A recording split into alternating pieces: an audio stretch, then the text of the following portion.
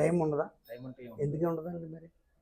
మీరు excess food అయినప్పుడు ఏదైతే మీది ఈ ఈ బ్లాడర్ కంప్లీట్ ఫుల్ అయిందో ఈ దవడంతా కట్టి ఉన్నప్పుడు ఒక రకమైన చిన్న మంట నొప్పి సెన్సేషన్ కింద వస్తుంది. అట్లే కడుపులో ఎట్లా వస్తుందంటే కడుపులో ఇక్కడ సపోజ్ నేను మొన్న ఏం చేశానంటే బయట బజ్జీలు తిన్నాను.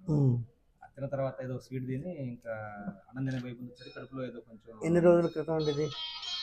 10 days వాంతి అయినప్పుడు మోషన్ సెన్సేషన్ వస్తుందండి? లేదు.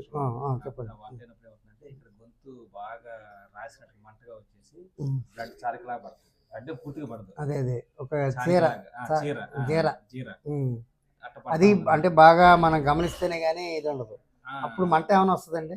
గొంతు మంట కడుపులో మంట. అదే అప్పుడు గొంతు మంట వస్తుందా? గొంతు మంట వస్తుంది. గొంతు మంట వస్తుంది. అది వాంతి అయినప్పుడు చివరిలో ఇంకా చారలాగా 2-3 ఆకులాగా పెడతాం.